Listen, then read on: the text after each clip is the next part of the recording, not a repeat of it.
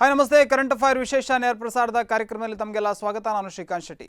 20 ದಿನಗಳ ಹಿಂದೆ ಮೂಡುಬಿದ್ರೆಯ ಪ್ರಶಾಂತ್ ಅನ್ನುವಂಥ ಬಜರಂಗ ದಳದ ಕಾರ್ಯಕರ್ತನ ಹತ್ಯೆ ನಡೆದಿತ್ತು. ಸಂಬಂಧಪಟ್ಟ ಹಾಗೆ ಸುಮಾರು PFIಗೆ ಸಂಬಂಧಪಟ್ಟ ಹಾಗೆ ಒಂದು 10 ಜನ ಕಾರ್ಯಕರ್ತರನ್ನು ಅರೆಸ್ಟ್ ಮಾಡಿದ್ದಾರೆ. ಈ ಒಂದು ಘಟನೆ ಸುಖಾಂತ್ಯಗೊಂಡಿದೆ ಅನ್ನುವಷ್ಟರಲ್ಲಿ ಮತ್ತೊಂದು ರೀತಿಯ ರಾಜಕೀಯ ಇದರಲ್ಲಿ ಎದ್ದಿರುವಂಥದ್ದು.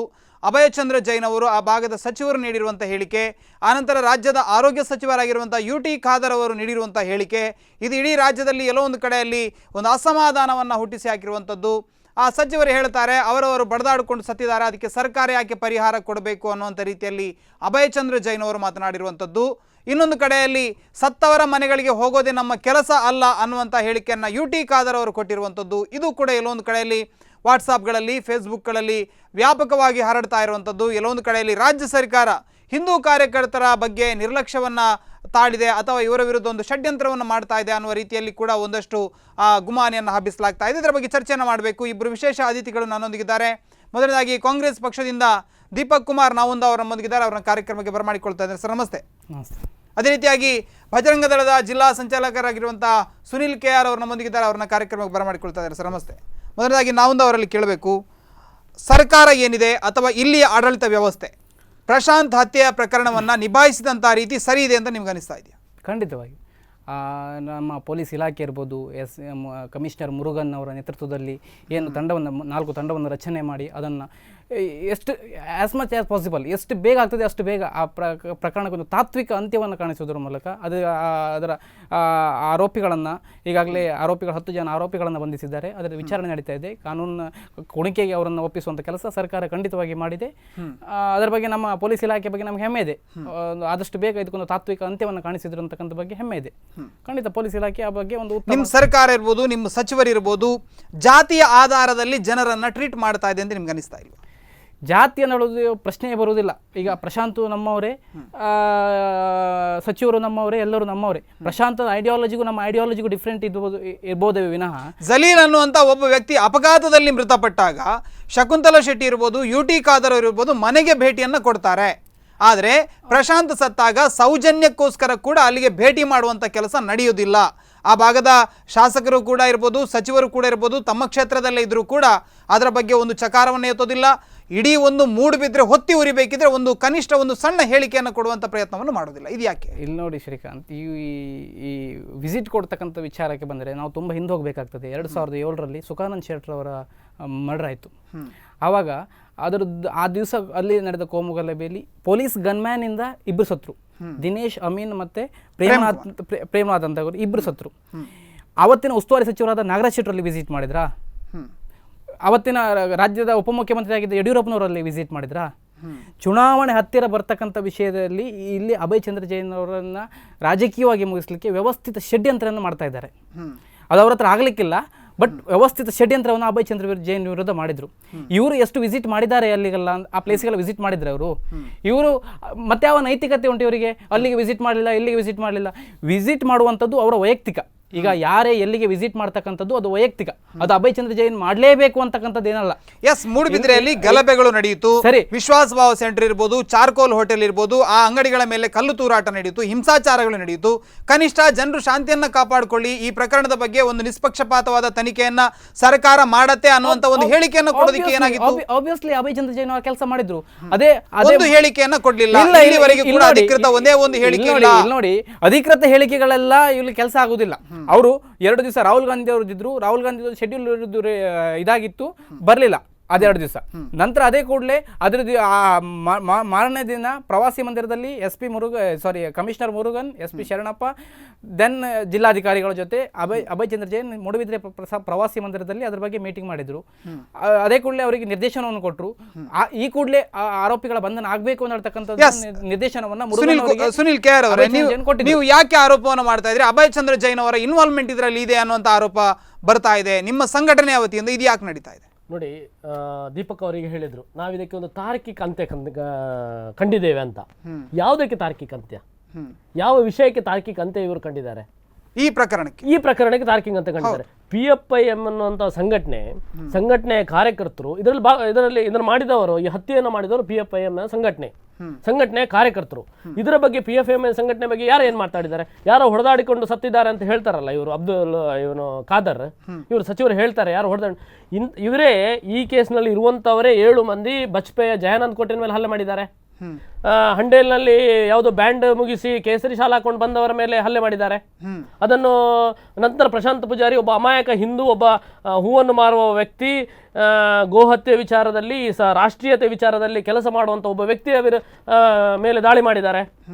ಅಂತ ದಾಳಿ ಮಾಡಿದಂಥ ವ್ಯಕ್ತಿಗಳನ್ನ ಯಾವುದೋ ಹೊಡೆದಾಟದಲ್ಲಿ ಸತ್ತವರು, ನಾವು ಅವರಿಗೆ ಸತ್ತವರ ಮನೆಗೆ ನಾವು ಹೋಗ್ಲಿಕ್ಕೆ ನಮ್ದು ಅದೇ ಕೆಲಸ ಅಲ್ಲ ಅಂತ ಹೇಳಿದ್ರೆ, ಇವರು ಜಲೀಲ್ ಮನೆಗೆ ಹೋಗ್ತಾರೆ.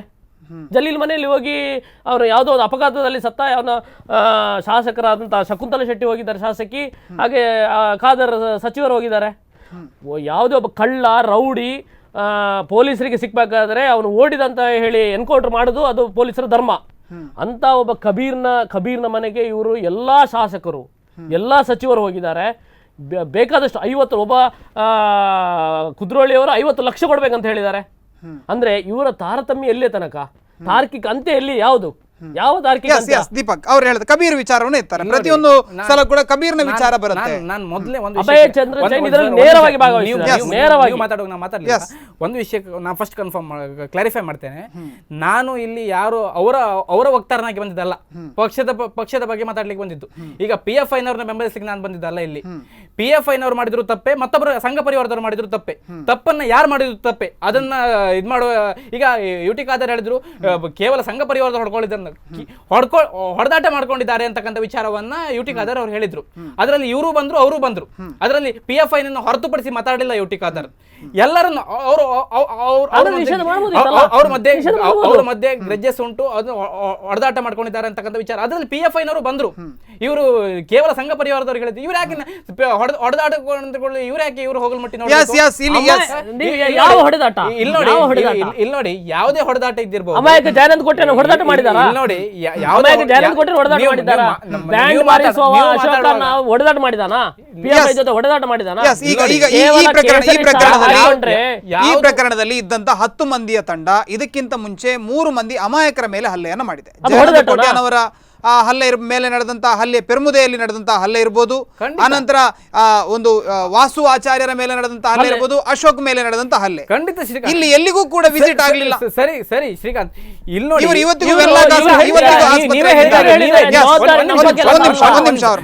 ನೀವೇ ಹೇಳಿದಾಗೆ ಶ್ರೀಕಾಂತ್, ಈಗ ಏನು ಈ ಬಂಧಿತ ಆರೋಪಿಗಳು ಈ ಪ್ರಕರಣದಲ್ಲೆಲ್ಲ ಸಿಕ್ಕಿಕೊಂಡಿದ್ದಾರೆ ಅಂತಕ್ಕಂಥ ಅದರ ಬಗ್ಗೆ ಪೊಲೀಸ್ ಇನ್ಫಾರ್ಮೇಶನ್ ಇದೆ. ಪೊಲೀಸ್ ಅದರ ಬಗ್ಗೆ ಕಾನೂನಿನ ಕುಣಿಕೆಯಲ್ಲಿದ್ದಾರೆ. ಅವರು ಇದೆಲ್ಲದರ ಬಗ್ಗೆ ತನಿಖೆ ಆಗ್ತದೆ, ಇದೆಲ್ಲದರ ಬಗ್ಗೆ ಸತ್ಯಾಸತ್ಯತೆ ಹೊರಬರ್ತದೆ. ಇದರ ಬಗ್ಗೆ ಶಿಕ್ಷೆ ಆಗಲಿ, ಅವರಿಗೆ ದೇಶದ ಕಾನೂನಲ್ಲಿ ಅತ್ಯುಗ್ರ ಶಿಕ್ಷೆ ಆಗಲಿ. ಈಗ ಪ್ರಶಾಂತ್ನ ಹಂತಕರಿಗೆ ನಾನು ಅವರನ್ನು ಸಮರ್ಥಿಸುವುದಲ್ಲ, ಅವರಿಗೆ ದೇಶದ ಕಾನೂನಲ್ಲಿರುವ ಅತ್ಯುಗ್ರ ಶಿಕ್ಷೆ ಆಗಬೇಕು. ಅವರಿಗೆ ದೇಶದ ನಮ್ಮ ಕಾನೂನು ಇಂಡಿಯನ್ ಪೆನಲ್ ಕೋಡ್ ಅಲ್ಲಿ ಇರುವಂತ ಯಾವ್ದಾದ್ರು ದೊಡ್ಡ ಶಿಕ್ಷೆ ಇದ್ರೆ ಅದೇ ಶಿಕ್ಷೆ ಆಗಬೇಕು ಅವರಿಗೆ. ಅದರಿಂದ ಬಚಾವಾಗಲೇಬಾರದು. ಅವರು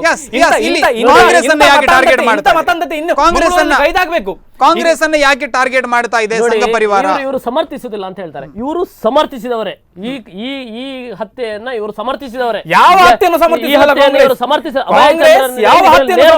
ಯಾಕಂತ ಹೇಳಿದ್ರೆ ಇವರು ವಿನಾಕಾರಣ ಆರೋಪ ಮಾಡಬಾರದು. ಯಾವ ಪುರಾವೆ ಇದೆ ನಿಮ್ಮಲ್ಲಿ? ಅಭಯ್ ಚಂದ್ರ ಜೈನ್ ಅವರ ಇನ್ವಾಲ್ವ್ಮೆಂಟ್ ಬಗ್ಗೆ ನಿಮ್ಮಲ್ಲಿ ಯಾವ ಪುರಾವೆ ಇದೆ? ಯಾಕೆ ಆರೋಪ ಮಾಡ್ತಾರೆ? ಜಲೀಲ್ ಎಂಬವ ಒಂದು ಅಪಘಾತದಲ್ಲಿ ಸತ್ರೆ ಹೋಗಿ ನಮ್ಮ ಅಲ್ಲಿಯ ಶಾಸಕಿ ಶಕುಂತಲಾ ಶೆಟ್ಟಿ ಅವರು ಹೋಗಿ ಮಾತಾಡ್ತಾರೆ. ಅಲ್ಲಿ ಹೋಗಿ ಮಾತಾಡ್ತಾರೆ ಅಂದ್ರೆ ಅಭಯ್ ಚಂದ್ರ ಜೈನ್ ಒಬ್ಬ ಜವಾಬ್ದಾರಿತ ಒಬ್ಬ ಶಾಸಕನಾಗಿ ಅಥವಾ ಒಬ್ಬ ಸಚಿವನಾಗಿ ಸರ್ಕಾರದ ಪರವಾಗಿ ಒಂದು ಬಂದು ಮಾತಾಡುವಂತ ಪರಿಸ್ಥಿತಿ ಇಲ್ವಾ? ಒಂದು ಹೇಳಿಕೆ ಕೊಡುವಂತ ವ್ಯವಧಾನವಿಲ್ವಾ ಅವರಿಗೆ? ಸರ್ಕಾರದವರೇ ಗುಂಡು ಹಾಕಿದಾಗ ಸರ್ಕಾರ ಇವರ ಮಂತ್ರಿಗಳು ನಾಗರಾಜ್ ಶೆಟ್ರು ಸರ್ಕಾರ ಇವರ ಗನ್ ಮ್ಯಾನ್ ಗುಂಡು ಹಾಕಿ ಕೊಂದಿದ್ದು ಪ್ರಕರಣಕ್ಕೆ ಹೋಗಲಿ. ಆ ಪ್ರಕರಣದಲ್ಲಿ ನಾಗರಾಜ್ ಶೆಟ್ಟಿ ಖುದ್ದಿದ್ರು, ಕಾರ್ಯಕ್ರಮದಲ್ಲಿ ಖುದ್ದಿದ್ರು, ಅವರೇ ಇದ್ರು, ಅವರೇ ಭಾಗಿಯಾಗಿದ್ರು. ಯಾವ ಕಾರ್ಯಕ್ರಮ?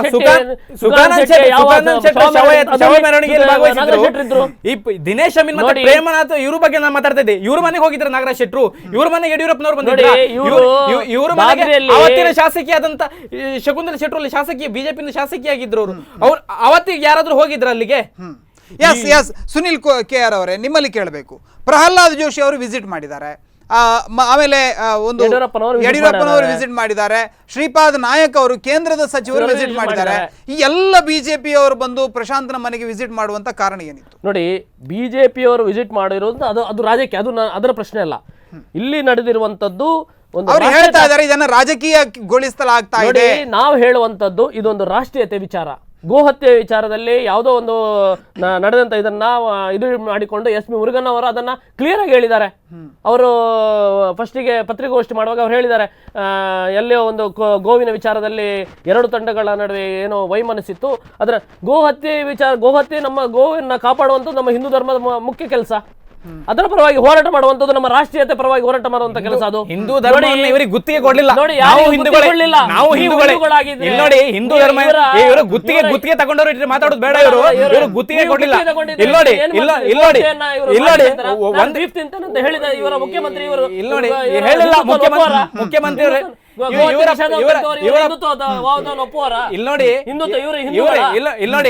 ಇವರ ಪಕ್ಷದ ಕೇಂದ್ರ ಸಚಿವರಾದ ಕಿರಣ್ ರಿಜಿಜು ಅವರು ಸಚಿವರು ಅವ್ರು ಹೇಳಿದ್ರು, ನಾನು ಗೋಮಾಂಸ ಬೀಫ್ ತಿಂತೇನೆ. ಕೇಂದ್ರ ಸರ್ಕಾರದ ಒಬ್ಬ ಮಂತ್ರಿ ಹೇಳ್ತಾರೆ ನಾನು ಬೀಫ್ ತಿಂತೇನೆ ಅಂತ, ಕಿರಣ್ ರಿಜಿಜು ಅಂತ ಮಂತ್ರಿಯನ್ನು ಕ್ಯಾಬಿನೆಟ್ ಅಲ್ಲಿ ಇಟ್ಕೊಂಡು ಇವರು ಹಿಂದುತ್ವದ ಪಾಠವನ್ನ, ಗೋಹತ್ಯೆ ಪಾಠವನ್ನು ಇಡೀ ದೇಶಕ್ಕೆ ಹೇಳ್ತಾ ಇದ್ದಾರೆ.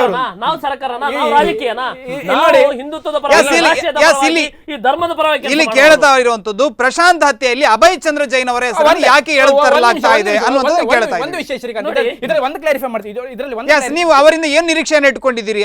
ಅಭಯ್ ಚಂದ್ರ ಜೈನ್ ಅವರು ಏನ್ ಮಾಡಬೇಕು ಅಂತ ನಿರೀಕ್ಷೆ ಇಟ್ಕೊಂಡಿದ್ದೀರಿ? ಅವರ ಮನೆಗೆ ಅಟ್ಲೀಸ್ಟ್ ಒಂದು ಇದಕ್ಕಾದ್ರೂ ಬರ್ಬೇಕಿತ್ತು, ಮಾತಾಡಿಸ್ಬೇಕಿತ್ತು. ಒಂದು ಕಾರಣ, ಈಗ ಮೊನ್ನೆ ಯಾವ್ದು ಆರೋಪಿಗಳನ್ನು ಹಿಡಿದ ನಂತರ ಅಭಯ ಪರವಾಗಿ ಅಥವಾ ಇವರು ಖಾದರ್ ಹೇಳ್ತಾರೆ ಇವರು ಯಾರೋ ಹೊಡೆದಾಡ್ಕೊಂಡು ಸತ್ತಿದ್ದಾರೆ, ನಮ್ಗೆ ಅದೇ ಕೆಲಸ ಅಲ್ಲ. ಯಾರೋ ಒಬ್ಬ ಅಲ್ಪಸಂಖ್ಯಾತರು ಇವರು ಓಟಿನ ಬ್ಯಾಂಕ್ ಇವರು ಅಭಿವೃದ್ಧಿ ಕೆಲಸಗಳನ್ನ ಮಾಡ್ಲಿ, ಅಭಿವೃದ್ಧಿ ಕೆಲಸ ಗಳಿಸ್ಲಿ, ಯಾವ ವೋಟ್ ಬ್ಯಾಂಕಿಗೋಸ್ಕರ ಯಾಕೆ ದೃಷ್ಟಿಕೋನ ಮಾಡ್ತಾರೆ? ನೋಡಿ ಶ್ರೀಕಾಂತ್, ಇವರಿಗೆ ಬಿಜೆಪಿ ಅವರಿಗೆ ಒಂದನೇದಾಗಿ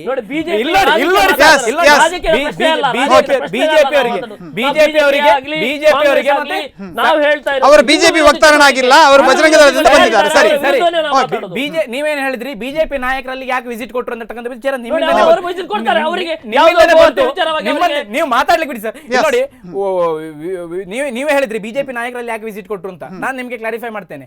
ಬಿಜೆಪಿ ನಾಯಕರಂದ್ರೆ ಉಳ್ಳಾಲ ಮತ್ತೆ ಮೂಡಬಿದ್ರೆ ಇವತ್ತಿನ ತನಕ ಬಿಜೆಪಿ ಕ್ಷೇತ್ರಕ್ಕೆ ಹಿಡಿತಕ್ಕೆ ತಗೊಳ್ಳಿಕ್ಕೆ ಆಗ್ಲಿಲ್ಲ. ಬಿಜೆಪಿ ಬಿಜೆಪಿ RS ಕೋಟ್ಯಾನ್ ಇರ್ಬೋದು, MS ಕೋಟ್ಯಾನ್ ಇರ್ಬೋದು, ಜಗದೀಶ್ ಅಧಿಕಾರಿ ಇರ್ಬೋದು, ಉಮಾನಾಥ್ ಕೋಟ್ಯಾನ್ ಅವರು ಇರ್ಬೋದು, ಕೇಶವರಾಜ್ ಇರ್ಬೋದು, ಇವರೆಲ್ಲ ಬಿಜೆಪಿಯಿಂದ ಕಂಟೆಸ್ಟ್ ಮಾಡಿದವರು 1989 ಇಲ್ಲಿ ತನಕ. ಇವ್ರು ಯಾರಿಗೂ ಚುನಾವಣೆ ಗೆಲ್ಲಿಕ್ಕೆ ಆಗ್ಲಿಲ್ಲ ಬಿಜೆಪಿ ಅಂತ. ಅಲ್ಲಿ ನಮ್ಮ ಅಭಯ್ ಚಂದ್ರ ಜೈನ್ ಅದನ್ನೇ ಹೇಳ್ತಾರೆ. ಈಗ ಈ ಪ್ರಕರಣವನ್ನು ಇಟ್ಕೊಂಡು, ಏನು ಕಾರ್ಕಳದಲ್ಲಿ ಸುಚೇತಾ ಶೆಟ್ಟಿಯ ಪ್ರಕರಣ ಇಟ್ಕೊಂಡು ಶಾಸಕರಾದ್ರು, ಈ ಪ್ರಕರಣವನ್ನೆಲ್ಲ ಇಟ್ಕೊಂಡು ಅಭಯ್ ಚಂದ್ರ ಜೈನ್ ಅವರನ್ನ ರಾಜಕೀಯವಾಗಿ ಮುಗಿಸ್ಲಿಕ್ಕೆ ಒಂದು ವ್ಯವಸ್ಥಿತ ಷಡ್ಯಂತ್ರವನ್ನ ಮಾಡಿ, ನಾನು ಈಗ ಇವ್ರ ಬಗ್ಗೆ ಮಾತಾಡ್ತಾ ಇಲ್ಲ, ಇವ್ರನ್ನೆಲ್ಲ ಯೂಸ್ ಮಾಡ್ಕೊಂಡು, ಈ ಪ್ರಕರಣವನ್ನು ಯೂಸ್ ಮಾಡ್ಕೊಂಡು ಯಾರು ಮಾತಾಡ್ತಾ ಇದ್ದಾರೆ ಇವತ್ತು ಡೈಲಿ ಆ ಪ್ರಶಾಂತ್ ಮನೆಗೆ ವಿಸಿಟ್ ಕೊಟ್ಟು ಫೋಟೋಗೆ ಪೋಸ್ ಯಾರು ಕೊಡ್ತಾ ಇದ್ದಾರೆ? ಅದರಲ್ಲಿ ಅವರಿಗೆ ರಾಜಕೀಯ ಬೇಳೆ ಏನ್ ಬೈತದೆ ಅದೆಲ್ಲವನ್ನ ವ್ಯವಸ್ಥಿತವಾಗಿ ಅಭಯ್ ಚಂದ್ರ ಜೈನ್ ಅವರು ಹೇಗೆ ಮುಗಿಸಬಹುದು ರಾಜಕೀಯವಾಗಿ ಅಂತಕ್ಕಂಥ ಈ ಒಂದು ಭ್ರಮಾಲೋಕದಲ್ಲಿ ಇವರು ಮಾಡ್ತಾ ಇದ್ದಾರೆ. ದೀಪಕ್, ಇಲ್ಲಿ ಅವ್ರು ಹೇಳ್ತಾರೆ ಅಭಯ್ ಚಂದ್ರ ಜೈನ್ ಅವರಿಗೆ ರಾಜಕೀಯ ಅಸ್ಥಿರತೆ ಕಾಡ್ತಾ ಇದೆ. ಕಳೆದ ಚುನಾವಣೆಯಲ್ಲಿ 3,000-4,000 ಮತದ ಅಂತರದಲ್ಲಿ ಅವರು ಗೆದ್ದಿರುವಂತದ್ದು. ಅಂತ ಒಂದು ದೊಡ್ಡ ಮಟ್ಟದ ಅವರಿಗೆ ಸೋಲು ಎದುರಾಗೋದ್ರಲ್ಲಿ ಸ್ವಲ್ಪದರಲ್ಲಿ ಬಚಾವಾಗಿದ್ರು ಅವರು. ಉಮಾನಾಥ್ ಕೋಟ್ಯಾನ್ ಅವರ ಎದುರು ಎಲ್ಲೋ ಒಂದು ಕಡೆಯಲ್ಲಿ ನನ್ನ ಕ್ಷೇತ್ರ ಕೈ ತಪ್ತಾ ಇದೆ ಅನ್ನುವಂತ ಕಾರಣಕ್ಕಾಗಿ ಅಲ್ಲಿ ಬೆಳೀತಾ ಇರುವಂತ ಹಿಂದೂ ಕಾರ್ಯಕರ್ತರನ್ನ ಟಾರ್ಗೆಟ್ ಮಾಡ್ತಾ ಇದ್ದಾರೆ ಅನ್ನೋದನ್ನ ಹೇಳ್ತಾ ಇದ್ದಾರೆ ಅವರು. ಒಂದು ನಿಮಿಷ ಅವರು ಮುಗಿಸ್ಕೊಳ್ಳಿ. ಅಂತರ ಕಮ್ಮಿ ಆಗಿರ್ಬೋದು. ಯಾಕೆ ಕಮ್ಮಿ ಆಯ್ತು ಅಂತ ಹೇಳಿದ್ರೆ, ಅವರು 1999ರಿಂದ 2013 ತನಕ ಕ್ಷೇತ್ರವನ್ನು ಪ್ರತಿನಿಧಿಸ್ತಾ ಇದ್ರು. 3 ಬಾರಿ ಹ್ಯಾಟ್ರಿಕ್ ಸಾಧನೆಯನ್ನು ಮಾಡಿದ್ರು. 4ನೇ ಬಾರಿ ಚುನಾವಣೆ ನಿಲ್ಲುವಾಗ ಯಾರಿಗೂ ಈ ಆಂಟಿ ಇನ್ಕಮ್ಸ್ ಅಂತಕ್ಕಂಥದ್ದು ಎಲ್ಲರಿಗೂ ಇರ್ತದೆ. ಅವರು ಇವರನ್ನು ಹೇಳ್ತಕ್ಕಂಥ ವಿಷಯ ಅಲ್ಲ.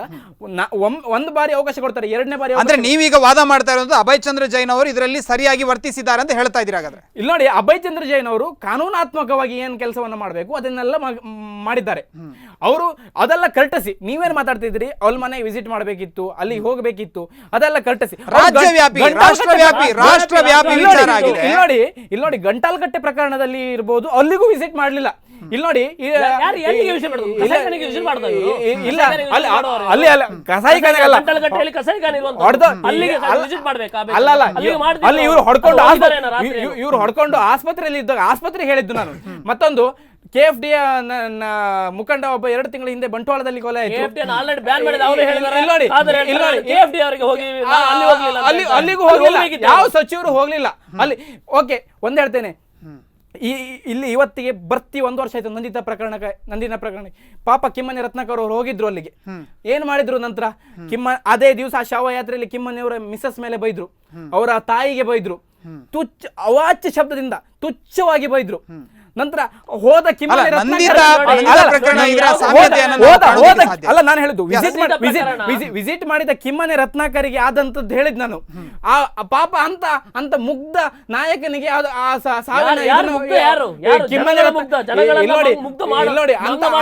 ಅಂತ ಪ್ರಾಮಾಣಿಕ ನಾಯಕನ ಕಿಮ್ಮನೆ ರತ್ನಾಕರ್ ವಿರುದ್ಧ ಏನೆಲ್ಲ ವ್ಯವಸ್ಥಿತವಾಗಿ ಅಪಪ್ರಚಾರವನ್ನು ಮಾಡಿದ್ರು. ಇವತ್ತಿಗೆ ಬರ್ತಿ 1 ವರ್ಷ ಆಯ್ತು ನಂದಿತಾ ಪ್ರಕರಣಕ್ಕೆ. ನವೆಂಬರ್ 1 ರಾಜ್ಯೋತ್ಸವ ಕಾರ್ಯಕ್ರಮವನ್ನು ಮುಗಿಸಿ ಕಿಮ್ಮನೆ ರತ್ನಾಕರ್ ಅಲ್ಲಿ ಹೋಗಿದ್ರು ಅಂತ. ಹೋದ್ರು ಕೂಡ ಇವ್ರು ಮಾಡುದಷ್ಟೇ, ಇವರಿಗೆ ವ್ಯವಸ್ಥಿತವಾಗಿ ಅಭಯ್ ಚಂದ್ರ ಜೈನ್ ಟಾರ್ಗೆಟ್ ಇವರಿಗೆ ಅಷ್ಟೇ. ಮತ್ತೆ ಅಲ್ಲಿ ಅಭಯ್ ಚಂದ್ರ ಜೈನ್ ಬಂದಿದ್ರು, ಇದು ಇಷ್ಟೇನೆ, ಈ ರಿಸಲ್ಟ್ ಇಷ್ಟೇನೆ. ಅಭಯ್ ಚಂದ್ರ ಜೈನ್ ಬರ್ಲಿಲ್ಲ, ಈ ರಿಸಲ್ಟ್ ಇಷ್ಟೇನೆ. ಆಗ್ತಾ ಇರಲಿಲ್ಲ. ಇದರ ಬಗ್ಗೆ ಇನ್ನಷ್ಟು ಚರ್ಚೆ ಮಾಡಬೇಕು. ಬಹಳ ಪ್ರಮುಖವಾಗಿ PFI ಬಗ್ಗೆ ಕಾಂಗ್ರೆಸ್ ಅಥವಾ ಬಿಜೆಪಿಯ ನಿಲುವು ಏನು ಅನ್ನೋದ್ರ ಬಗ್ಗೆ ಪ್ರಶ್ನೆಯನ್ನು ಮಾಡಬೇಕು. ಒಂದು ಪುಟ್ಟ ವಿರಾಮವನ್ನು ತೆಗೆದುಕೊಳ್ತಾ ಇದ್ದೇನೆ ವೀಕ್ಷಕರೇ. ವಿರಾಮದ ಬಳಿಕ ಕಾರ್ಯಕ್ರಮ ಮತ್ತೆ ಮುಂದುವರಿಯುತ್ತೆ. Shiddas, the Samsung exclusive store, City Arcade, Bendurwell, Mangalore, and Udupi Manipal Main Road, Udupi.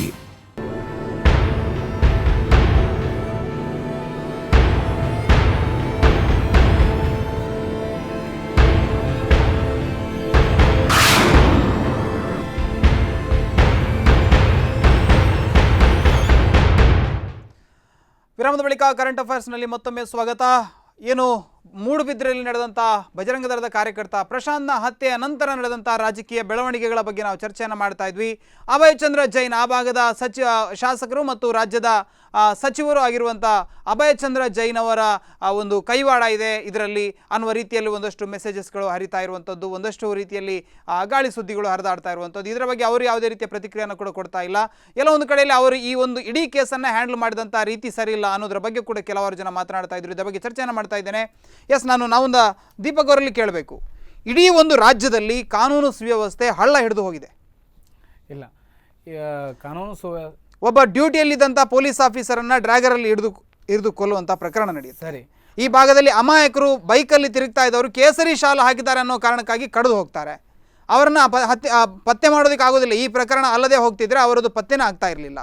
ಅಲ್ಲದೆ ಇನ್ನೊಂದು ಬಹಳ ಪ್ರಮುಖವಾಗಿ ಮೋಹನ್ ರಾಣಿಯ ಕೊಲೆ ಪ್ರಕರಣ ಇರ್ಬೋದು, ಅದು ಪತ್ತೆ ಆಗಲಿಲ್ಲ. ಇನ್ನು ಕಾಟಿಪಳ್ಳದ ಭಾಗದಲ್ಲಿ 1-2 ಮುಸ್ಲಿಂ ಯುವಕರಿಗೂ ಕೂಡ ಈ ರೀತಿಯ ಚೂರಿ ಇರಿತಗಳಾಯಿತು, ಅದರ ಬಗ್ಗೆ ಕೂಡ ಯಾವುದೇ ಸುದ್ದಿ ಇಲ್ಲ. ಎಲ್ಲೋ ಒಂದು ಕಡೆಯಲ್ಲಿ ಇಡೀ ರಾಜ್ಯದಲ್ಲಿ ಕಾನೂನು ಸುವ್ಯವಸ್ಥೆ ಅನ್ನುವಂಥದ್ದು ಹಿಡಿತದಲ್ಲಿ ಇಲ್ಲ ಅನ್ನುವಂಥ ಆರೋಪ ಇದೆ. ಇಲ್ಲ, ಖಂಡಿತವಾಗಿಯೂ ನಮ್ಮ ಪೊಲೀಸ್ ಇಲಾಖೆ ತುಂಬ ಯಶಸ್ವಿಯಾಗಿ ಕರ್ತವ್ಯ ಈಗ ಇದೇ ನಮ್ಮ ಪ್ರಶಾಂತ್ ಪೂಜಾರಿ ಅವರ ಪ್ರಕರಣ ಇರ್ಬೋದು, ಜಗದೀಶ್ ಅವರ ಪ್ರಕರಣ ಇರ್ಬೋದು, ಆ ಕೂಡಲೇ ಆರೋಪಿಗಳನ್ನು ಬಂಧಿಸುವಂಥ ಕೆಲಸವನ್ನು ಆ ಕೂಡಲೇ ಪೊಲೀಸ್ ಆಫೀಸರ್ಸ್ ಅದೇ ಕೂಡಲೇ 3-4 ತಂಡವನ್ನು ರಚನೆ ಮಾಡಿ ಅದೇ ಕೂಡಲೇ ನಮ್ಮ ಕಾನೂನು ಸುವ್ಯವಸ್ಥೆ ಏನು ಸಮಸ್ಯೆ ಇಲ್ಲ.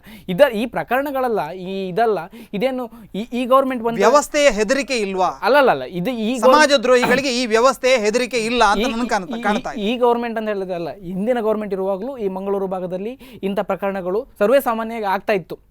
ಆದರೂ ಕೂಡ ನಮ್ಮ ಗೃಹ ಇಲಾಖೆ ಈ ಬಾರಿ ಈ ಬೇರೆದಕ್ಕೆ ಕಂಪೇರ್ ಮಾಡಿದರೆ ನಮ್ಮ ಯಾರದ್ದು ಈ BJP ಗೌರ್ಮೆಂಟಲ್ಲಿ ಹಿಂದೆ 2020 ಗೌರ್ಮೆಂಟಲ್ಲಿ ಇರುವಾಗ ಈ ನಮ್ಮ ಉಡುಪಿ ಮಂಗಳೂರು ಭಾಗದಲ್ಲಿ ನಡೆದ ಘಟನೆಯನ್ನು ಕಂಪೇರ್ ಮಾಡಿದರೆ ಈಗ ಫಾರ್ ಬೆಟರ್ ಇದ್ದೇವೆ ನಾವು. ಉಡುಪಿ ಭಾಗದಲ್ಲಂತೂ ನಮ್ಮ SP ಅವರು ತುಂಬ ಆ ವಿಷಯದಲ್ಲಿ ತುಂಬ ಮುತುವರ್ಜಿ ವಹಿಸಿ ಕೆಲಸ ಮಾಡ್ತಾ ಇದ್ದಾರೆ. ತುಂಬ ನಾವಂತೂ ಯಶಸ್ವಿ ಇದನ್ನು ಮಾಡ್ತಾ ಇದ್ವಿ.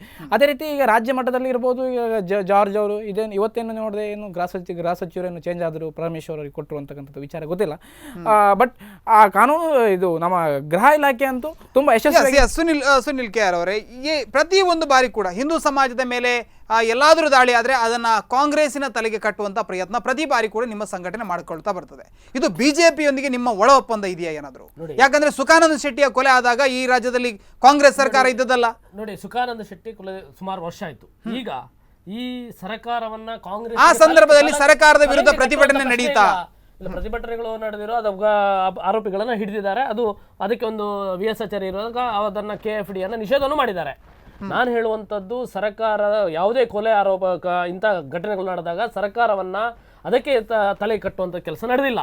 ಇವ್ರು ಹೇಳಿದ್ರು ಕಾನೂನು ವ್ಯವಸ್ಥೆ ಚೆನ್ನಾಗಿದೆ, ಕಾನೂನು ವ್ಯವಸ್ಥೆ ಒಳ್ಳೆ ಕೆಲಸ ಮಾಡ್ತಿದೆ. ಸರಿ, ದೀಪಕ್ ಹೇಳಿದ್ದು 100% ಸರಿ, ಕಾನೂನು ವ್ಯವಸ್ಥೆ ಚೆನ್ನಾಗಿದೆ, ಒಳ್ಳೆ ಕೆಲಸ ಮಾಡ್ತಿದೆ. ಆದ್ರೆ ಒತ್ತಡ ಬರ್ತಾ ಇದೆ. ಅದಕ್ಕೆ ಕಾನೂನು ವ್ಯವಸ್ಥೆಗೆ ಪೂರ್ತಿ ಒತ್ತಡ ತಂದು ಒಬ್ಬನೇ ಒಬ್ಬ ಆರೋಪಿಯನ್ನ ಸರಿಯಾಗಿ ಹಿಡಿಸುವಂತ ಕೆಲಸ ಇಲ್ಲ. ಇವರು ಕಾಯ್ತಾ ಇದ್ರಂತ ಅನಿಸ್ತದೆ ನನಗೆ. ಇದೊಂದು ಕೊಲೆ ಆಗ್ಲಿ, ಆಮೇಲೆ ನಾವು ಅವರನ್ನ ಸರೆಂಡರ್ ಮಾಡುವ ಅಥವಾ ಅವರನ್ನ ಹಿಡಿಯುವ, ಅದು ಹಿಡಿಸುವಂತ ಕೆಲಸವನ್ನ ಪೊಲೀಸರಿಂದ ಮಾಡಿಸುವ. ಏನ್ ಲಾಭ ಕಾಂಗ್ರೆಸ್ಸಿಗರಿಗೆ ಈ ಒಂದು ಪ್ರಶಾಂತ್ ಅನ್ನುವಂತ ಅಮಾಯಕ ಸತ್ಯ ಏನ್ ಲಾಭ ಆಗಬೇಕಾಗಿದೆ? ನೋಡಿ, ಮೂಡುಬಿದ್ರೆಯಲ್ಲಿ ಕಾಂಗ್ರೆಸ್ಸಿಗರಿಗೆ ಲಾಭ ಅದು ಬೇರೆ ಪ್ರಶ್ನೆ. ನಾಳೆ ಕಾಂಗ್ರೆಸ್ನ ದೀಪಕ್ರು ಹಿಂದೂ ಒಬ್ಬ, ನಾಳೆ ಕೋಮುಗಲಭೆಗಳು ನಡೆದಾಗ ಮುಸ್ಲಿಂ ಸಮಾಜ ಹೇಗೆ ಅಂತ ಹೇಳಿದ್ರೆ ಅವರ ಇಸ್ಲಾಮಿಗೆ ಏನೋ ತೊಂದರೆ ಬಂದ್ರೆ ಅವರು ಅದನ್ನ ಇಮಿಡಿಯೇಟ್ ಆಗಿ ಯಾವುದೇ ಕಾಂಗ್ರೆಸ್ ಯಾವುದೇ ಬಿಜೆಪಿ ಯಾವುದೇ ನೋಡುದಿಲ್ಲ, ಒಬ್ಬ ಹಿಂದೂ ಆದ್ರೆ ಸಾಕು ಅವನಿಗೆ. ಬಜರಂಗ ದಳದ ಕಾರ್ಯಕರ್ತರು ಗಂಟಲ್ಕಟ್ಟೆಯಲ್ಲಿ ಮಾಡಿದ್ದನ್ನ ಅವರಿಗೆ ದೊಡ್ಡ ಹೊಡೆತಾಯಿತು. ಅಲ್ಲಿ ಭಾರಿ ದೊಡ್ಡ ಪ್ರತಿಭಟನೆ ಆಯಿತು. ಡಾಕ್ಟರ್ ಕಲ್ಲಡ್ಕ ಪ್ರಭಾಕರ್ ಭಾರಿ ದೊಡ್ಡ ಪ್ರತಿಭಟನೆ ಆಯಿತು. ಪ್ರತಿಭಟನೆ ನೋಡುವಾಗ ಇಡೀ ಅಲ್ಲಿಯ ಕಾಂಗ್ರೆಸ್ಸಿಗರಲ್ಲಿ ಅಥವಾ ಅಲ್ಲಿಯ ಮುಸ್ಲಿಮರಲ್ಲಿ ಅಲ್ಲಿ ಏನೋ ಒಂದು ತಲ್ಲಣ ಆಗಿರ್ಬೋದು. ಅದರ ನಂತರ PFIನವರಲ್ಲಿ ಸಭೆ ಮಾಡಿದ್ರು. ಅವರು ಓಪನ್ ಆಗಿ ಹೇಳಿದ್ದಾರೆ, ನಾವು ಇದಕ್ಕೆ ಪ್ರತಿಕಾರವನ್ನು ಕೊಡ್ತೇವೆ ಅಂತ. ಅಲ್ಲಿಯೇ ಸಭೆ ಮಾಡಿದ್ದಾರೆ. ಅದರ ನಂತರ ಜಯನಂದ್ ಕೋಟೆಯ ಮೇಲೆ ಹಲ್ಲೆ ಆಯಿತು, ಅಶೋಕ್ ಪೂಜಾರಿಯ ಮೇಲೆ ಹಲ್ಲೆ ಆಯಿತು. ಅದರ ನಂತರ ಅಲ್ಲಿಯವರೆಗೆ ಅಶೋಕ್ ಪೂಜಾರಿ ಹಲ್ಲೆ ಆಗಿ 10 ದಿವಸಗಳ ನಂತರ ಒಬ್ಬೊಬ್ಬನ ಆರೋಪಿಯನ್ನು ಹಿಡಿಯಲಿಲ್ಲ ಇವರು. ಅದರ ನಂತರ ಇವರು ಈ ಕೊಲೆ ನಡೆದ ನಂತರ ಒಂದು ಜನಗಳಲ್ಲಿ ಸಾಮಾನ್ಯ ಹಿಂದೂ ಸಮಾಜದ ಸಾಮಾನ್ಯ ಜನರು, ಇವನ್ ನಾನು ಹಿಂದೂ ಸಮಾಜದ ಒಬ್ಬ ಬಜರಂಗ ದಳದ ಕಾರ್ಯಕರ್ತ ಅಲ್ಲಿ ಹತ್ಯೆ ಆಗಿರ್ಬೋದು, ಆದರೆ ಹಿಂದೂ ಸಮಾಜದ ಪ್ರತಿಯೊಬ್ಬನ ಮನಸ್ಸಿನಲ್ಲಿ ಬೇಸರ ಆಗಿದೆ. ಪ್ರತಿಯೊಬ್ಬನ ಅದರಲ್ಲಿ ಅವತ್ತಿನ ಪ್ರತಿಭಟನೆ ಅಂದ್ರೆ ಆ ಹೆಣ ಬರುವಾಗ ಅಲ್ಲಿ ಎಲ್ಲ 5,000ಕ್ಕಿಂತ ಮಿಕ್ಕ ಜನ ಸೇರಿದ್ರು. ಹಿಂದೂ ಸಮಾಜ ಪ್ರತಿಯೊಬ್ಬರು ಅವರು ಬಜರಂಗ ದಳದ ಕಾರ್ಯಕರ್ತ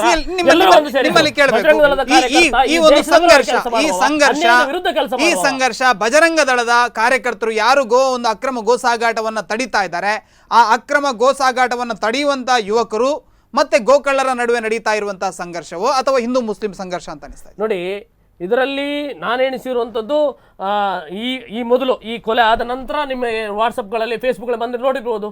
ಅವನು ಯಾರೋ ತೋಡರ್ನ ಒಬ್ಬ ಅದರಲ್ಲಿ ಭಾಗಿಯಾಗಿದ್ದಾನೆ, ಅವನು ನಮ್ಮ ಅಭಯ್ ಚಂದ್ರ ಬಲಗೈ ಬಂಟ, ಅವನು ಭಾಗಿಯಾಗಿದ್ದಾನೆ ಈ ಕೇಸ್. ನಾನು ಕೇಳಿರುವಂತದ್ದು ಇದು ಗೋ ಹತ್ಯೆಯನ್ನ ತಡೀತಾ ಇರುವಂತ ಯುವಕರು ಮತ್ತು ಬಜರಂಗ ಅಥವಾ ಒಂದು ಅಕ್ರಮ ಕಸಾಯಿಖಾನೆಯನ್ನ ನಡೆಸುವವರ ಮಧ್ಯ ಬಜರಂಗ ದಳ ಮತ್ತು ಅಕ್ರಮ ಕಸಾಯಿಖಾನೆಯ ನಡುವೆ ನಡೀತಾ ಇರುವಂತ ಸಂಘರ್ಷನು ಅಥವಾ ಹಿಂದೂ ಮುಸ್ಲಿಂ ಸಂಘರ್ಷ? ಇದಕ್ಕೆ ಯಾಕೆ ಎರಡು ಸಮುದಾಯವನ್ನ ಯಾಕೆ ಹೇಳ್ತಾ ಇದ್ದೀರಿ? ಇದು ಹಿಂದೂ ಮುಸ್ಲಿಂ ನಡುವೆ ನಡೀತಾ ಇದೆ. ಯಾವನೇ ಒಬ್ಬ ಮುಸ್ಲಿಂ ಇದಕ್ಕೆ ಪೂರ್ತಿ ಎಲ್ಲ ಮುಸ್ಲಿಮರು ಇದಕ್ಕೆ ಸಪೋರ್ಟ್ ನೀಡಿದ್ದಾರೆ. ಕೂಲಂಕಷ ತನಿಖೆ ನಡೆಸಿದ್ರೆ ನೀವು ಪ್ರತಿಯೊಬ್ಬ ಮುಸ್ಲಿಂ ಇದರಲ್ಲಿ ಏನು ಹಿಂದೂ ಧರ್ಮ ಏನು ಇವ್ರಿಗೆ ಗುತ್ತಿಗೆ ಕೊಟ್ಟಿಲ್ಲ.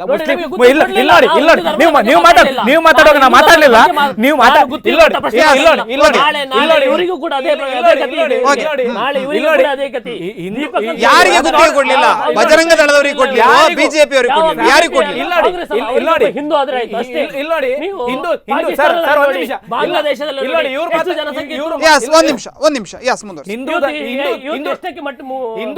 ಹಿಂದೂ ಧರ್ಮವನ್ನ ಬಜರಂಗ ದಳದವರಿಗೂ RSS ನವರಿಗೂ ಸಂಘ ಪರಿವಾರದವರಿಗೂ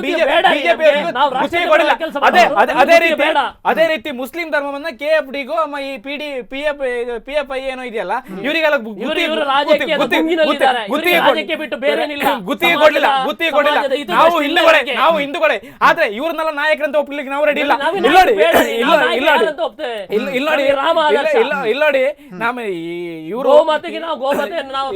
ನಿಷೇಧವನ್ನು ಹಿಂತೆಗೆದುಕೊಳ್ಳಿಲ್ಲ ಯಾವ ಸರ್ಕಾರ?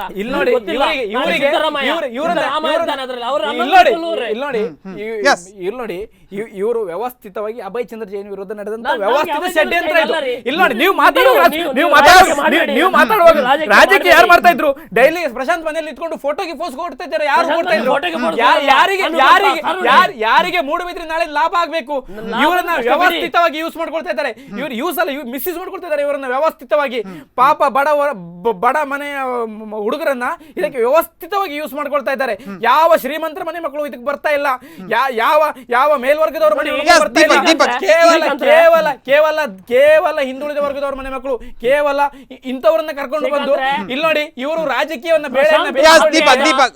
ಪ್ರಶಾಂತ್ ಒಬ್ಬ ಕಾರ್ಯಕರ್ತನ ಶಾಸಕನಾಗಿದ್ದ ಸರಿ, ಪ್ರಶಾಂತ್ ಆದ್ರೆ ಈಗ ಕಾರ್ಯಕರ್ತರಲ್ಲದವರು ಕೂಡ ಮತಾಂಧರಿಗೆ ಬಲಿಯಾಗಿದ್ದಾರೆ. 5,000 ಮಂದಿ ಬಜರಂಗ ದಳದ ಕಾರ್ಯಕರ್ತರಲ್ಲದವರು ಕೂಡ ಈ ರೀತಿಯ ದಾಳಿಗಳಿಗೆ ಬಲಿಯಾಗಿದ್ದಾರೆ. ಇಬ್ಬರ ಮೇಲೆ ದಾಳಿಯಾಗಿದೆ. ಯಾರ ಇದರ ಪ್ರಕರಣದಲ್ಲಿ ಆರೋಪಿಗಳಿದ್ದಾರೆ ಅವರೆಲ್ಲರೂ ಪೊಲೀಸ್ PFI ಬಗ್ಗೆ ಕಾಂಗ್ರೆಸ್ ಒಂದು ಸಾಫ್ಟ್ ಕಾರ್ನರ್ ಅನ್ನು ಹೊಂದಿದೆಯಾ? ಇದು ಖಂಡಿತವಾಗಿಲ್ಲ. ನಮಗೆ ಇದು ಇವರೆಲ್ಲರಿಗಿಂತ ದೊಡ್ಡ ಪ್ರಾಬ್ಲಮ್ಸ್ ಆಗುದೇ ಅವರಿಂದ. ಅವರ ಅವರ ಕೆಲವೊಂದು ಇದು ಐಡಿಯಾಲಜೀಸ್ ಉಂಟಲ್ಲ, ಅದು ಕಾಂಗ್ರೆಸ್ ಮೇಲೆ ಹೇರುವ ಪ್ರಯತ್ನವನ್ನ ಇವ್ರು ಮಾಡ್ತಾರೆ. ಇವ್ರು ಮಾಡಿಸೋದ್ರ ಮೂಲಕ ಕಾಂಗ್ರೆಸ್ ಅನ್ನ ವ್ಯವಸ್ಥಿತವಾಗಿ ಮುಗಿಸ್ಲಿಕ್ಕೆ ಹೊರಡ್ತಾ ಇದ್ದಾರೆ ಅವರು.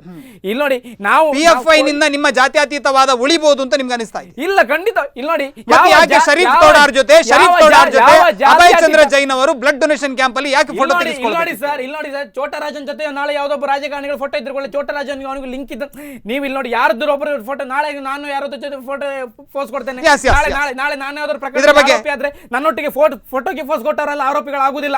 ಇದರ ಬಗ್ಗೆ ಚರ್ಚೆ ಮಾಡ್ತೇನೆ. ವೀಕ್ಷಕರನ್ನು ಪುಟ್ಟ ವಿರಾಮವನ್ನು ತೆಗೆದುಕೊಳ್ತಾ ಇದ್ದೇನೆ. ವಿರಾಮದ ಬಳಿಕ ಕಾರ್ಯಕ್ರಮ ಮತ್ತೆ ಮುಂದುವರಿಯುತ್ತೆ.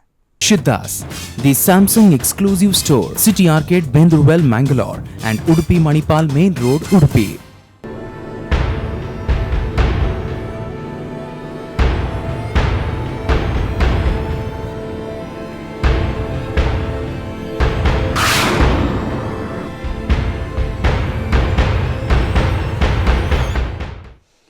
ವಿರಾಮದ ಬಳಿಕ ಕರೆಂಟ್ ಅಫೈರ್ಸ್ ಕಾರ್ಯಕ್ರಮದಲ್ಲಿ ಮತ್ತೊಮ್ಮೆ ಸ್ವಾಗತ. ನಾವು ಚರ್ಚೆಯನ್ನು ಮಾಡ್ತಾ ಇದ್ವಿ.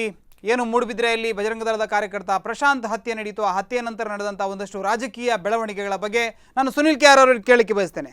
ಇವತ್ತು ಅವರು ಹೇಳಿದರು, PFI ಅನ್ನುವಂಥದ್ದು ನಾವೇನು ಅದರ ಬೆಂಬಲಿಗರಲ್ಲ, ನಮಗೆ ದೊಡ್ಡ ಥ್ರೆಟ್ ಅವರದೇ, ಜಾತ್ಯತೀತವಾದಕ್ಕೆ ವಿರುದ್ಧವಾಗಿ ನಡೆದುಕೊಳ್ತಾ ಇದ್ದಾರೆ. ಎಲ್ಲೋ ಒಂದು ಕಡೆಯಲ್ಲಿ ತಮ್ಮ ಒಂದು ಮತೀಯವಾದವನ್ನು ಜನರಲ್ಲಿ ಬಿತ್ತುವಂಥ ಪ್ರಯತ್ನವನ್ನು ಅವ್ರು ಮಾಡ್ತಾ ಇದ್ದಾರೆ. ಹಾಗಾಗಿ ನಾವು ಅವರ ವಿರೋಧವನ್ನು ಮಾಡ್ತಾ ಇದ್ದೇವೆ ಅನ್ನೋದನ್ನು ಅವರು ಹೇಳಿದರು. ನಿಮ್ಮಲ್ಲಿ ಕೇಳ್ತಾ ಇದ್ದೇನೆ, ನಿಮ್ಮ ಕೊನೆಯ ಬೇಡಿಕೆ ಏನು? ಈಗ ನಿಮ್ಮ ಇಡೀ ಪ್ರಕರಣವನ್ನು ನಾವು ಗಮನಿಸಿ ಆಯಿತು, ನಿಮ್ಮ ಕೊನೆಯ ಬೇಡಿಕೆ ಏನಿದ್ರಲ್ಲಿ? ನೋಡಿ, ಅವರು PFI ಅನ್ನ ಇಲ್ಲಿ ಹೇಳ್ತಾರೆ, ಅವರು ನಮಗೆ ಬೇಡ, ಅವರು ಯಾವುದು ಮತಾಂಧರು, ಅವರನ್ನ ನಾನು ಹೇಳಿದ್ದು ಅವರು ನಿಷೇಧ ಮಾಡಲಿ ಅಲ್ಲ, ಸರ್ಕಾರದ ನಿಷೇಧ ಮಾಡಬೇಕು. ಸಚಿವರು ಅದರ ಬಗ್ಗೆ ಒಂದು ಚಕಾರ ಎತ್ತಲಿಲ್ಲ. ಅವ್ರು ಹೇಳಬೇಕಿತ್ತು, ನಾವು ಈಗಲೇ ಇದನ್ನ PFI ಕಾರ್ಯಕರ್ತರು, ಇವರು ಮುರುಗನ್ ಅವರು ಪ್ರೆಸ್ ಮೀಟ್ ಅಲ್ಲಿ PFI ಕಾರ್ಯಕರ್ತರು ಇರ್ಬೋದು ಅಂತ ಹೇಳಿದ್ದಾರೆ. ಅವಾಗಲೇ ಅದನ್ನ ನಿಷೇಧ ಮಾಡ್ಬೋದಿತ್ತು. ಖಾದರ್ ಹೇಳಿದ್ರು, ಹೊಡೆದಾಡಿಕೊಂಡು ಸತ್ತವರ PFI ಸಂಘಟನೆಯವರು ಅವರನ್ನು ನಿಷೇಧ ಮಾಡ್ಬೋದಿತ್ತು. ಬೇರೆ ಯಾವುದೋ ಬಲಪಂಥೀಯ ಸಂಘಟನೆಗಳು ಇಂಥ ಕೆಲಸ ಮಾಡಿದ್ರೆ ತಕ್ಷಣ ಇವರು ಹೇಳ್ತಾರೆ ಅದನ್ನು ನಿಷೇಧ ಮಾಡಿ, ಅದರ ಬಗ್ಗೆ ನಾವು ಚಿಂತನೆ ಮಾಡ್ತೇವೆ, ನಿಷೇಧ ಮಾಡ್ತೇವೆ ಅಂತ ಇವರು ಹೇಳ್ತಾರೆ.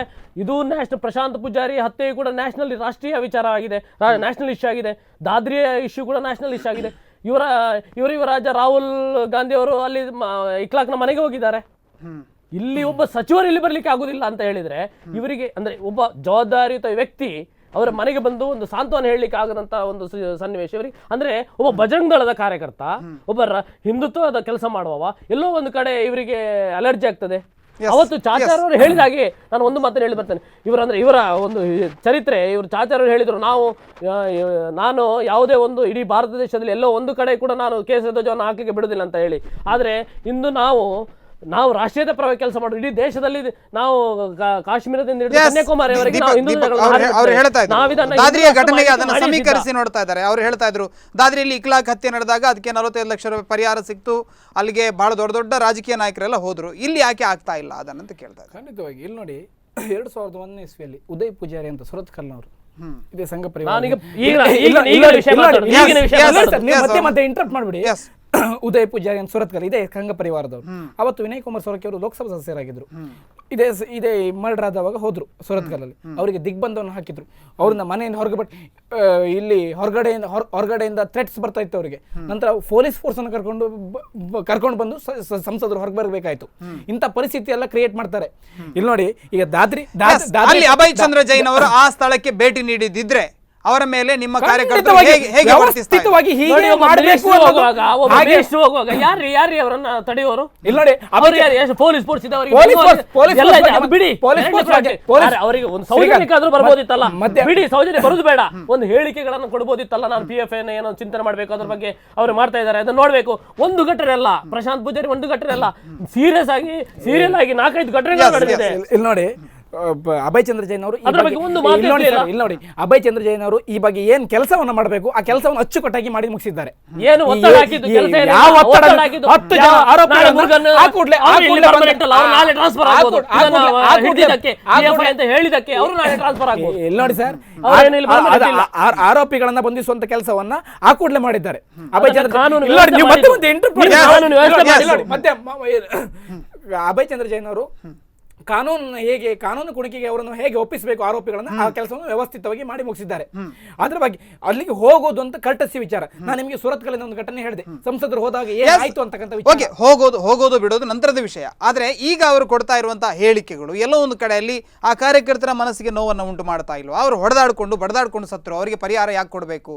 ಸರ್ಕಾರ 2 ಲಕ್ಷ ಕೊಟ್ಟಿದೆ ಸಾಕ್ರಿ ಅಂತ ಹೇಳುವಂಥದ್ದು, ಈ ರೀತಿಯಾದ ಹೇಳಿಕೆಗಳನ್ನ ಕೊಡಬೇಕಾ? ಈ ಕಾಂಟ್ರವರ್ಸಿಯನ್ನು ಯಾಕೆ ದೊಡ್ಡದು ಮಾಡ್ತಾ ಇದ್ದಾರೆ ಅವರು? ಇಲ್ಲ ದೊಡ್ಡದು ಮಾಧ್ಯಮದವರು ಮಾಡ್ತಾ ಇದ್ದಾರೆ. ಇಲ್ಲಿ ನೋಡಿ, ಈಗ ಇದ್ರ ಬಗ್ಗೆ ಸೀರಿಯಲ್ ಆಗಿ ಡೈಲಿ ಪೇಪರ್ ಅಲ್ಲಿ ಅರ್ಧ ಪೇಜ್ ಅವ್ರ ಮನೆಯದು ಫೋಟೋ, ಅವ್ರ ತಂದೆದು ಫೋಟೋ, ತಾಯಿದು ಫೋಟೋ ಯಾಕೆ ಆ ಬಿಜೆಪಿ ಕೇಂದ್ರ ಸಚಿವರು ಮತ್ತೊಬ್ರು ಮಗದೊಬ್ರು ಅವರಿಗೆ ಬಂದ್ರೆ ತೊಂದರೆ ಇಲ್ಲ.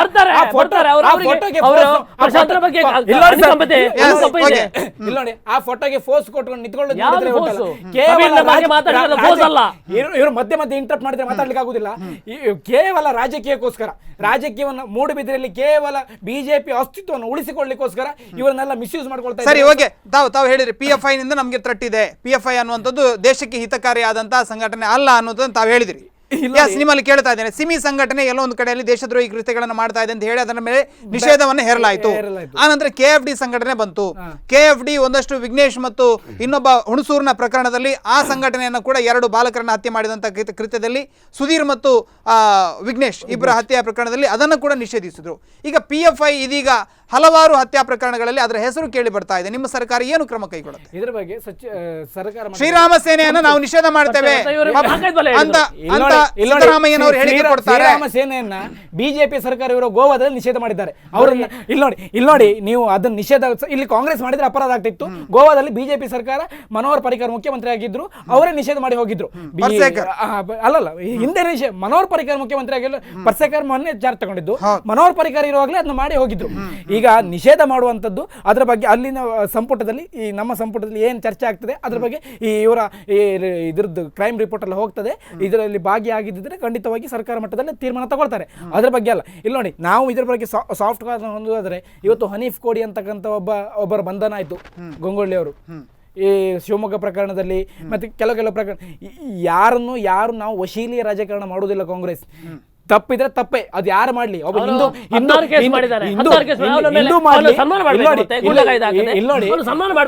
ಯಾರು ಇಲ್ಲಿ ನೋಡಿ, ಇವರು ಅದು ಹಿಂದೂ ಆಗಿರ್ಬೋದು ಅಥವಾ ಮುಸ್ಲಿಂ ಆಗಿರ್ಬೋದು, ನಮಗೆ ಅವರು ಧರ್ಮದ ಆಧಾರದಲ್ಲಿ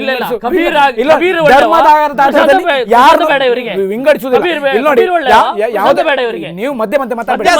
ಇಲ್ಲಿ ನೋಡಿ, ಈಗ ಸೈನೈಡ್ ಮೋಹನ್ ಏನೋ ಮಾಡಿದ್ರು ಅಂತ ಇಡೀ ಹಿಂದೂ ಕೆಟ್ಟವರು, ಈಗ ಏನೋ ಒಬ್ಬರು PFI ಮಾಡಿದ್ರು ಇಡೀ ಮುಸ್ಲಿಂ ಕೆಟ್ಟರು, ನಾವು ಅದನ್ನು ಒಪ್ಪುದಿಲ್ಲ. ಅಥವಾ ಸೈನೈಡ್ ಮೋಹನ್ ಹೀಗೆ ಮಾಡಿದ್ರು, 23 ಸೀರಿಯಲ್ ಕೊಲೆ ಮಾಡಿದ್ರು ಅಂತ ಇಡೀ ಹಿಂದೂ ಯಾರಿಗೆ ಗುತ್ತಿಗೆ ಕೊಟ್ಟಿಲ್ಲ, ಯಾರೋ ಒಬ್ಬ ಮಾಡಿದ್ದಕ್ಕೆ ಇಡೀ ಒಂದು ಸಮುದಾಯವನ್ನ ಬ್ಲೇಮ್ ಮಾಡೋದು ಉಂಟಲ್ಲ, ಅದು ಇದು ಒಂಥರ ಈ ನ್ಯಾರೋ ಮೈಂಡೆಡ್ ಪರ್ಸನ್ಸ್ ಮಾಡುವಂಥದ್ದು ಅದಲ್ಲ.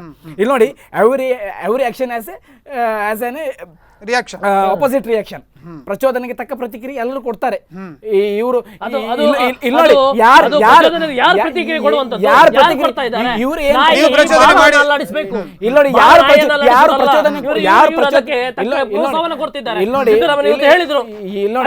ಕೂತ್ಕೊಂಡು ಸಿದ್ದರಾಮಯ್ಯ ಹೇಳಿಲ್ಲ ಬೀಫ್ ತಿಂತೆ ಅಂತ. ಇವರು ಅದನ್ನ ನಾನು ನೋಡಿದ್ದೆ ಚರ್ಚೆ, ನೀವು ಅದನ್ನೆಲ್ಲ ದಿಕ್ಕು ತಪ್ಪಿಸುವ ಪ್ರಶ್ನೆ ಇಲ್ಲ. PFI ಅನ್ನು ನಿಷೇಧ ಮಾಡಬಹುದಾ ಸರ್ಕಾರ? ನಿಷೇಧ ಮಾಡತ್ತಾ ಅಥವಾ ಇದರ ಮೇಲೆ ಸರ್ಕಾರ ಮಟ್ಟದ ತೀರ್ಮಾನ? ನನ್ನ ಮಾತು ನಡೀತದೆ ಅಂತಕ್ಕಂಥ ವಿಚಾರ PFI ಇರ್ಬೋದು, ಶ್ರೀರಾಮ್ ಸೇನೆ ಇರ್ಬೋದು, ಮತ್ತೊಂದು ಇರ್ಬೋದು, ನಮಗೆ ಅವರೆಲ್ಲರೂ ಒಂದೇ. ಯಾರು ನಿಮಗೆ ಒಂದಾಗಿರ್ಬೋದು, ನಾಳೆ ಪೆಟ್ಟು ತಿನ್ನುವರು ಅವರಿಂದ ನೀವು ಅವರಿಂದ ಯಾರು ನಮಗೆ ಸಮಾಜ ವಿದ್ರೋಹ ಈಗ ಇದ್ ಮಾಡುವವರು ಎಲ್ಲರೂ ಒಂದೇ. ಅದರಲ್ಲಿ ಅವರನ್ನು ಇವರನ್ನು ವಿಂಗಡಿಸುವ ಪ್ರಶ್ನೆ ಇಲ್ಲ. ಇವರೆಲ್ಲ ಸಮಾಜ ವಿದ್ರೋಹಿಗಳು ಅಂತ ನೀವು ಕಬೀರನಿಗೆ ಕಳ್ಳನಿಗೆ ದುಡ್ಡು ಕೊಡುವರು ಒಳ್ಳೆಯವರು. ಅದು ಪೊಲೀಸ್ ಇಲಾಖೆಯಿಂದ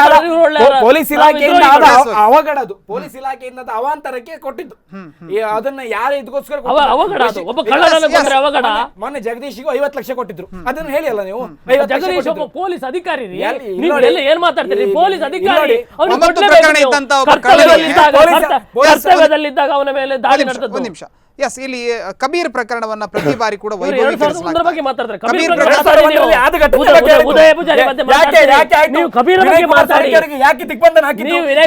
ಎಷ್ಟು ಒಳ್ಳೆಯವರು, ಎಷ್ಟು ಒಳ್ಳೆಯವರು ನಿಮ್ಮ ವಿನಯ್ ಕುಮಾರ್ ಸರ್ಗೆ ಎಷ್ಟು ಒಳ್ಳೆಯವರು. ಅವ್ರು ಬರ್ಬೇಕಿತ್ತು ಅಲ್ಲಿಗೆ. ನಿಮ್ಮ ಸಂಘಟನೆ ಎಷ್ಟು ಒಳ್ಳೆಯವರು, ನಮ್ಮ ಸಂಘಟನೆ ಗೊತ್ತುಂಟು ಪ್ರಪಂಚಕ್ಕೆ. ಯಾರು ಪ್ರಪಂಚ ಗೊತ್ತಿರೋದು ನೋಡಿ. 5,000 ಸಂಖ್ಯೆ ಸೇರಿದ್ದು, 5,000 ಸಂಖ್ಯೆ ಸೇರಿದ್ದು ಯಾರು ಒಳ್ಳೆಯವರು ಅಂತ ತೋರಿಸ್ತದೆ. ಪ್ರಶಾಂತ್ ಹತ್ಯೆ ಆದಾಗ 5,000 ನಮ್ಮ ರೋಷವನ್ನು ವ್ಯಕ್ತಪಡಿಸಿದ್ದಾರೆ, ಆಕ್ರೋಶವನ್ನು ವ್ಯಕ್ತಪಡಿಸಿದ್ದಾರೆ. ಇವರು ಮಾಡಿದ್ದೇ ಇದನ್ನ. ಈ ದೇಶವನ್ನ 56 ವರ್ಷ ಅಭಿವೃದ್ಧಿ ಮಾಡಲಿಲ್ಲ. ಇದೇ ಎಲ್ಲರಿಗೆ ತಾಗಿ ಸಾಕಿ ಅಭಿವೃದ್ಧಿ ಮಾಡಿ ಇವರು ಓಟ್ ಪಡ್ಕೊಳ್ಳಿ. ಯಾವುದೋ ಅಲ್ಪಸಂಖ್ಯಾತರ ಓಟಿಗಾಗಿ ಅವರನ್ನು ಓಲೈಸಿರಲ್ಲ. ಇವರು ಅಲ್ಪಸಂಖ್ಯಾತರ ಓಟಿಗೆ ಹೋಗಿ ಮುಸ್ಲಿಮರನ್ನು ಓಲೈಸಿ ಅವರನ್ನ ಇದು ಮಾಡಿ ಅವರಿಂದ ಓಟ್ ಪಡ್ಕೊಂಡು ಅವರನ್ನು ಓಟ್ ಬ್ಯಾಂಕ್ ಮಾಡಿದವರು. ಕೊನೆಯದಾಗಿ ಮುಸ್ಲಿಂ ಲೀಗ್ ಬರಲಿ, ಇವರಿಗೆ ಓಟೇ ಬೀಳುದಿಲ್ಲ ನೋಡಿ. ಎಲ್ಲರನ್ನು ಎದುರಿಸ್ತೇವೆ. ನೀವು ನಿಮ್ಮ ಕರ್ನಾಟಕ ಬಿಟ್ಟು ನೀವು ಎದುರಿಸೋ ಪ್ರಶ್ನೆ ಇಲ್ಲ. ನಿಮ್ಮ ಕತೆ ಮುಗಿದ ಬಂತು ನೋಡಿ. ನಿಮ್ದು ಕತೆ ಮುಗಿದ ಬಂತು. ನೀವು ಇದನ್ನು ನೋಡಿ. ಯಾವಾಗದಿಂದ ಹಿಂದೂಗಳ ಬಗ್ಗೆ ಇಲ್ಲಿಯ ರಾಷ್ಟ್ರದ ಬಗ್ಗೆ ವಿರುದ್ಧವಾಗಿ ಕೆಲಸ ಮಾಡಿದ್ದೀರಿ ನೀವು ಮುಗಿಲೇಬೇಕು. ನೀವು ಹಿಂದೂಗಳೇ. ನಿಮಗೆ ಕೆಲವು 51 ವರ್ಷ ದೇಶವನ್ನು ಆಳಿದ್ದು ಕೂಡ ನಮ್ಮ ಕಾಂಗ್ರೆಸ್ ಹಿಂದೂ ಅಂತ ಕೊಟ್ಟಿದ್ದಲ್ಲ, ಅವರ ಐಡಿಯಾಲಜಿ ನೋಡಿ ಕೊಟ್ಟಿದ್ದು.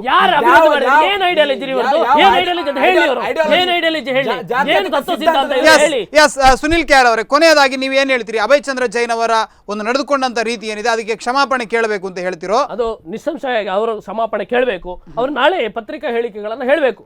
ನಾನು ಇದರಲ್ಲಿ ಅವರ ಮನೆಗೆ ಭೇಟಿ ಕೊಡುವಂತ ಕೆಲಸವನ್ನು ನಾನು ಮಾಡ್ತೇನೆ. ಅದು ಸರ್ಕಾರದ ಪರವಾಗಿ ಕೆಲಸ ಮಾಡ್ತೇನೆ. ಅದು PFI ಅನ್ನು ನಿಷೇಧ ಮಾಡ್ತೇನೆ. ಇದನ್ನ ಪ್ರಶಾಂತ್ ಪೂಜಾರಿ ಹತ್ಯೆ ನಡೆದದ್ದು ಅಂದ್ರೆ ಅವರಿಗೆ ಪರಿಹಾರ ಕೊಡಿಸುವಂತ ಕೆಲಸವನ್ನು ಮಾಡಿಸಬೇಕು. ಇಂತಹ ಮತೀಯ ಹತ್ಯೆಗಳು ಹಿಂದೂ ಸಂಘಟನೆಗಳಿಂದ ಆಗ್ಲಿಲ್ವಾ? ಮತೀಯ ಹತ್ಯೆಗಳು ಹಿಂದೂ ಸಂಘಟನೆಗಳಿಂದ ಆಗಲಿಲ್ಲ. ಯಾವುದೋ ಹಿಂದೂ ಸಮಾಜ ಇವರು ಹೇಳಿದ್ರು, for every action there is equal and opposite reaction. ನೋಡಿ, ಜಬ್ಬಾರ್ ಕೊಲೆ ಪ್ರಕರಣ ನಡೆಯಿತು, ಕಬೀರ್ ಕೊಲೆ ಪ್ರಕರಣ ನಡೆಯಿತು, ಕೋಟೆ ಶರಿಗಾರರು, ಆಮೇಲೆ ಅಶೋಕ್ ಪೂಜಾರಿ, ವಾಮನಾಚಾರಿ, ವಾಸುದೇವಾಚಾರಿ, ಆಮೇಲೆ ಪ್ರಶಾಂತ್, ಇಷ್ಟು ಆಗುವಾಗ ಒಬ್ಬ ಹಿಂದೂವಿನ ಮನಸ್ಸಿನಲ್ಲಿ ಒಬ್ಬ ಆಕ್ರೋಶ ಆಗ್ತದೆ. ಹಿಂದೂ ಸಮಾಜದ ಕಾನೂನು ಕೈ ತಗೊಂಡಿದ್ದಾರೆ. ಕಾನೂನು ಕೈ ತಗೊಂಡದವರನ್ನು ರಕ್ಷಣೆ ಮಾಡೋರು ಯಾರು? ರಕ್ಷಣೆ ಮಾಡೋರು ಯಾರು? ಕಾನೂನು ಯಾರು ಕೈ ತಗೊಳ್ತಾರೆ? ಕಾನೂನು ನೋಡಿ, ಈಗ ಮಾತಾಡ್ತಾರೆ ಕಾನೂನು ಕೈ. ಹಿಂದೂ ಸಮಾಜ ಪ್ರತಿಕ್ರಿಯೆ ಏನು ಮಾಡಲಿಲ್ಲ. ಹಿಂದೂ ಸಮಾಜ ಜಸ್ಟ್ ನಿಂತು ಏನಂತ ಕೇಳಿದೆ ಅಷ್ಟೇ. ಅದಕ್ಕೆ ಇವರಿಗೆ ದೊಡ್ಡ ಇದಾಗಿದೆ. ಈಗ ಇವರು ಕಾನೂನು ಕೈ ತಗೊಂಡು ಹೇಳ್ತಾರೆ. ಇವ್ರು ಯಾರು ಕಾನೂನು ಕೈ ತಗೊಂಡದ್ದು? ಇವರು ಯಾರು ಕಾನೂನು ಕೈ ತಗೊಂಡು ಅವರ ಬಗ್ಗೆ ಮಾತಾಡ್ತಾರೆ. ಅಭಯ್ ಚಂದ್ರ ಜೈನ್ ಅವರು ಕೇವಲ ಒಂದು ಸಮುದಾಯಕ್ಕಲ್ಲ, ಇಡೀ ಕ್ಷೇತ್ರದ ಅವರು ಶಾಸಕರು, ರಾಜ್ಯದ ಒಬ್ರು ಸಚಿವರು. ಅವರು ಇಷ್ಟೊಂದು ದೊಡ್ಡ ಮಟ್ಟದಲ್ಲಿ ಅಶಾಂತಿ ಹರಡ್ತಾ ಇರಬೇಕಿದ್ರೆ ಒಂದು ಅದರ ಬಗ್ಗೆ ಪ್ರತಿಕ್ರಿಯೆಯನ್ನು ಕೊಡಬೇಕಿತ್ತಲ್ವಾ? ಇದೀಗ ಅದನ್ನು ಸರಿಪಡಿಸಿಕೊಳ್ಳಬೇಕಾದಂತ ಅವಕಾಶ ಕೂಡ ಇದೆ. ಇದನ್ನ ಸರಿಪಡಿಸಿಕೊಳ್ಬಹುದು ಅಂತ ತಾವು ನಿರೀಕ್ಷೆ ಮಾಡ್ತೀರಾ? ಅವರು ಸರಿಪಡಿಸಿಕೊಳ್ಳಿಕ್ಕೆ ಹಾಳಾಗದ್ದೇನಿಲ್ಲ. ಅಭಯ್ ಚಂದ್ರ ಜೈನ್ ನಾನು ಮುಂಚೆನೆ ಹೇಳಿದೆ, ಈ ವ್ಯವಸ್ಥೆ ಎಲ್ಲ ಕಡೆಗಳಲ್ಲಿ ಒಂದು ವ್ಯವಸ್ಥಿತ ಸುದ್ದಿ ಒಂದು ಹರಡ್ತಾ ಇದೆ. ಇದರ ಹಿಂದೆ ಅಭಯ್ ಚಂದ್ರ ಜೈನ್ ಅವರ ಕೈವಾಡ ಇದೆ. ನೀವು ಮತ್ತೆ ಮಾತಾಡಬೇಕು.